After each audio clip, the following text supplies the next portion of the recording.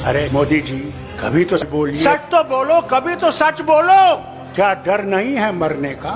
वहाँ तुम्हें अमित शाह नहीं बचाएगा, वहाँ तुम्हारे ये झूठ बोलने वाले मिनिस्टर नहीं बचाएंगे। वहाँ भगवान होगे और तुम होगे। एक तरफ से तुम्हारी सच्चाई होगी और एक तरफ से तुम्हारा झूठ होगा। वहाँ कोई बचाने वाला नहीं है। तो अगर देश बचाना है, मोदी सरकार को हटाना है कि ये कभी वापस ना आए। अगर ये वापस आएंगे तो अल्लाह ही जाने इस मुल्क का क्या होगा, वो खुदा ही जानता है। आज वो जलियांवाला बाग की बात कर रहे थे। वहां जब डायर ने गोली चलाई, उसने ये नहीं देखा ये मुसलमान है, सिख है या हिंदू है।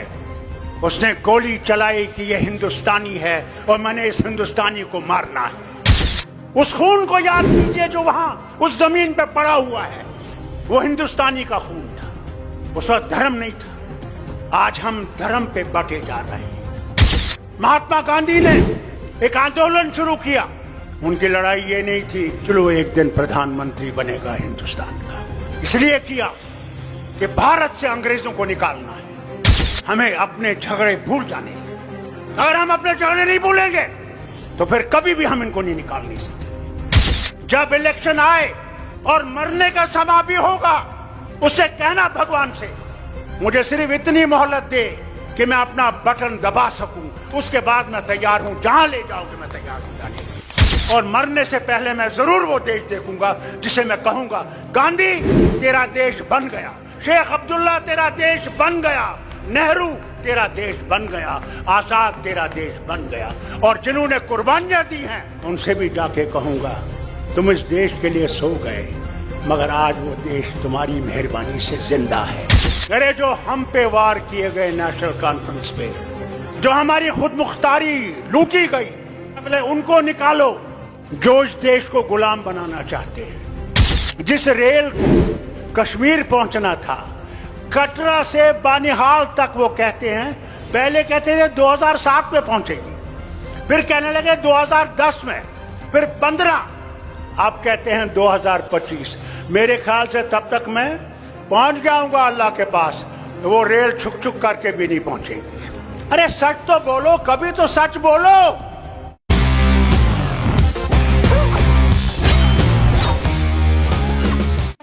कि देश को बचाना है और देश को उनसे बचाना है जो कि देश को तोड़ रहे हैं। ये आसान नहीं है।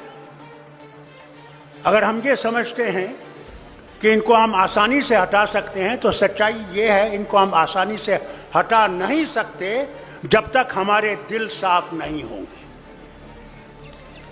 अगर मैं ये समझूं कि सिर्फ मैं ही मैं हूं और दूसरा कुछ भी नहीं है, तो ये कभी भी नहीं जाएंगे। अमित शाह साहब ने सही कहा, 50 साल ये रहेंगे। अगर हम लोग जो यहाँ स्टेज पे बैठे हुए हैं और इनके नेता जो हैं, जब तक वो ये नहीं सोचेंगे अगर देश को बचाना है तो हमें अपनी जमात को भी कहीं ना कहीं कुर्बान करना है। अगर हम अपनी जमात को कुर्बान नहीं करेंगे और ये समझेंगे कि हम इनको हटा सकते हैं, तो मैं इनसे कहना चाहता हूं तुम गलतफहमी में हो। इस गलतफहमी को दूर करो। वो जमाना गया जब एक ही झंडा एक कोने से दूसरे कोने से लटकता था, वो जमाना गया। अरे जो हम पे वार किए गए नेशनल कॉन्फ्रेंस पे, जो हमारी खुद मुख्तारी लूटी गई, मैंने उसको साइड में रखा।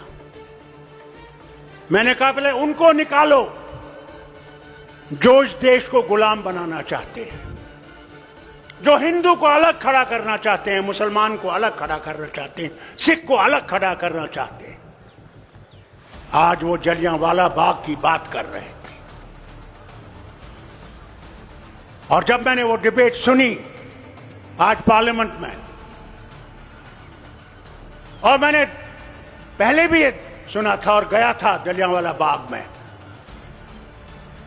वहां जब डायर ने गोली चलाई, उसने ये नहीं देखा ये मुसलमान है, सिख है या हिंदू है। उसने गोली चलाई कि ये हिंदुस्तानी है और मैंने इस हिंदुस्तानी को मारना है।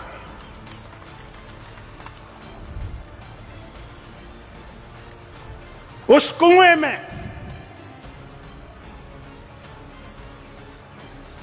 हमारी बहनें और हमारी माएं और हमारे बच्चे सिसक सिसक के मर गए। उस खून को याद कीजिए जो वहां उस जमीन पे पड़ा हुआ है।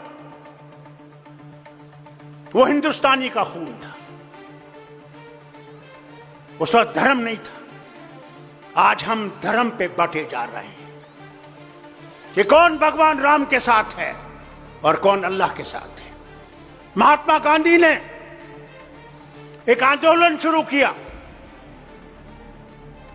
अंग्रेजों को हटाने का। ये नहीं कि मैंने कुर्सी पे बैठना है, इसलिए किया कि भारत से अंग्रेजों को निकालना है।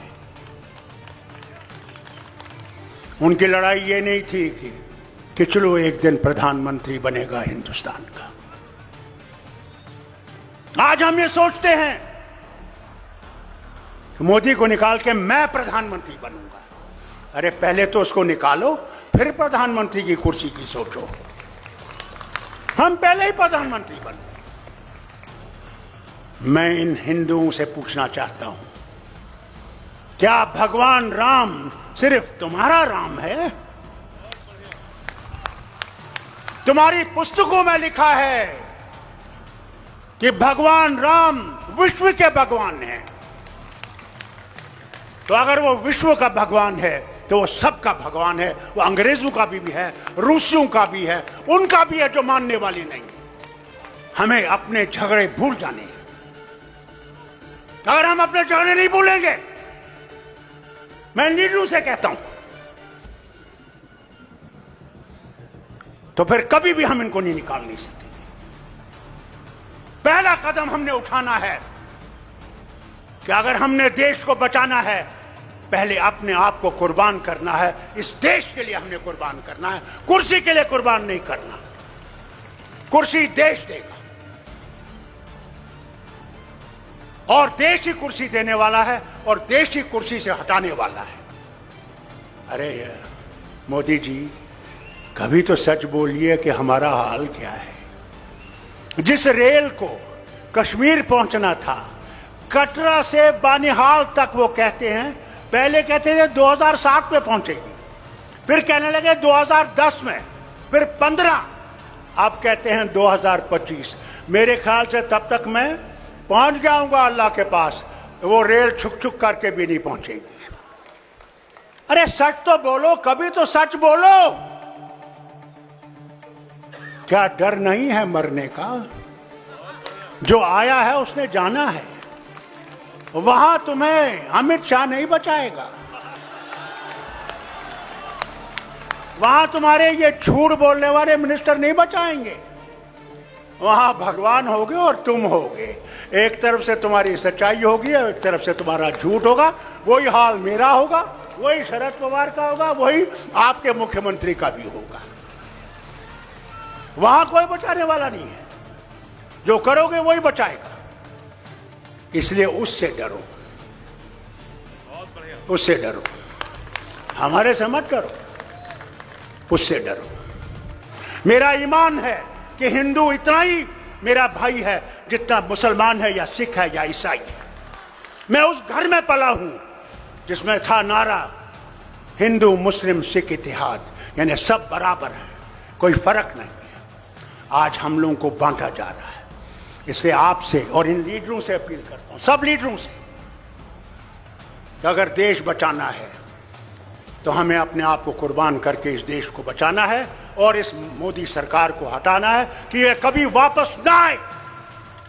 मैं इनसे कहता हूं, अगर ये वापस आएंगे तो अल्लाह ही जाने इस मुल्क का क्या होगा, वो खुदा ही जानता है। जब इलेक्शन आए और मरने का समय भी होगा, उससे कहना भगवान से, मुझे सिर्फ इतनी मोहलत दे कि मैं अपना बटन दबा सकूं, उसके बाद मैं तैयार हूं, जहां ले जाओगे मैं तैयार हूं जाने के लिए। और मरने से पहले मैं जरूर वो देश देखूंगा जिसे मैं कहूंगा, गांधी तेरा देश बन गया, शेख अब्दुल्ला तेरा देश बन गया, नेहरू तेरा देश बन गया, आजाद तेरा देश बन गया। और जिन्होंने कुर्बानियां दी हैं जो काले पानी में मर गए, जलियांवाला बाग में मर गए, उनसे भी जाके कहूंगा तुम इस देश के लिए सो गए, मगर आज वो देश तुम्हारी मेहरबानी से जिंदा है।